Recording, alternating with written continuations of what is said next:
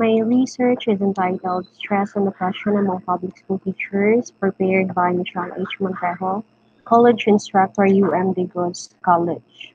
As for the introduction of the study, teachers are one of the most important professionals of a nation's future, according to Sachdeva 2013.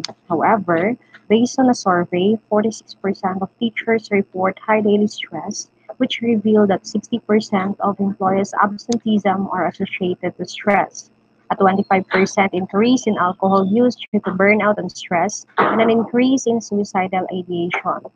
An the situation, the top education officials were alarmed over the consecutive suicide of four public school teachers from 2017 to 2018.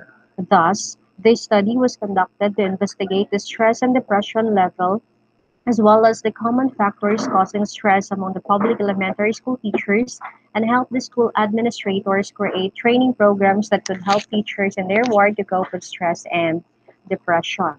As for the methods of the study, specifically the research design, this study used convergent mixed method design where the quantitative method would assess the level of stress and the level of depression as well as the relationship of stress and depression.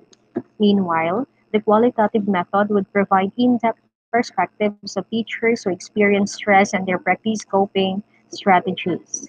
As for the respondents, this study involved 55 public elementary school teachers from non-central schools in Kiblawan South District who were chosen through simple random sampling and 8 teachers from the Kiblawan Central Elementary School for the focus group discussion. As for the research instrument, the quantitative data used to standardize questionnaires, namely Occupational Stress Index and Beck's Depression Inventory, which measure the stress and depression level. As for the qualitative data, focus group discussion was used to have an in-depth understanding of the common stress factors and coping strategies. Let us now proceed to the results and discussion. As for the level of stress, the study has identified subcategories, 12 subcategories, namely role overload, unprofitability, strenuous working conditions, unreasonable group and political pressure, role ambiguity, intrinsic impoverishment, responsibility for person, role conflict, low status, powerlessness, poor peer relations, and under participation.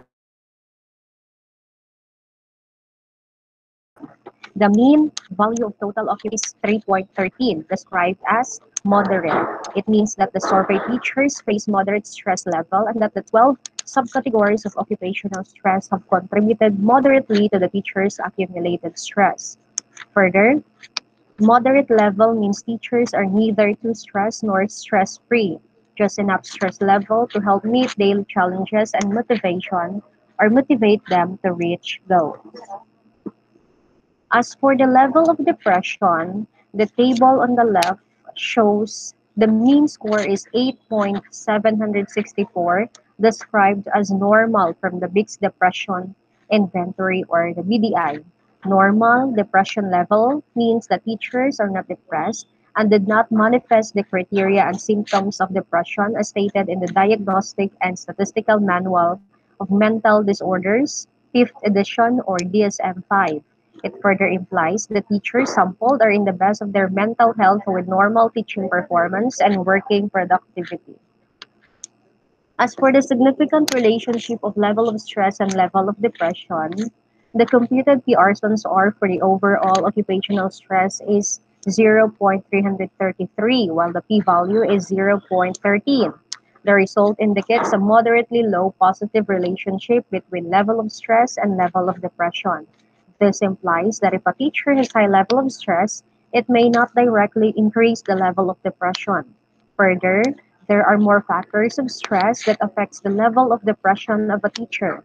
Thus, even though the specific factors at work might have contributed to depression, that fact was not very evident from the OSI or the Occupational Stress Index.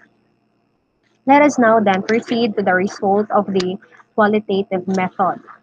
So these are now the teacher's common stress factors. The codes identified were lyrical task, documentation, reports, recording, coordinatorship, additional designation, overlapping function, paperwork, integration of other department of government to DepEd, student behavior, naughty students, differences among students, teacher differences in discipline, low income, no money bills, in-laws issues, and extended family. And they identified themes where overloaded non-instructional duties, classroom behavior management, financial management, and family misunderstandings.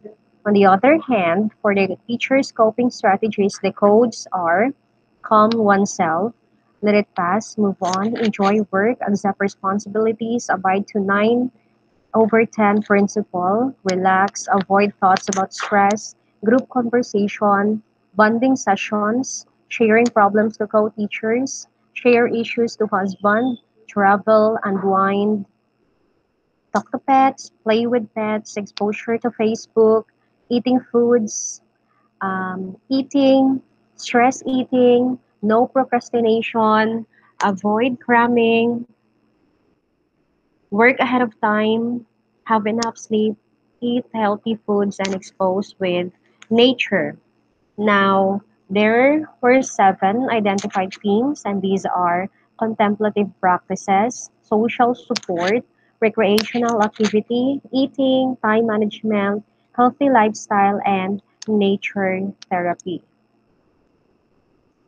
As for the conclusion, based on the major findings cited in the study, the researchers arrived at the following conclusions. First, role overload, unprofitability, and strenuous working conditions are the primary factors that contribute most to the stress of teachers. Second, not all who manifest stress will lead to depression. And third, coping strategies of stress vary from person to person depending upon their suitability and personal satisfaction.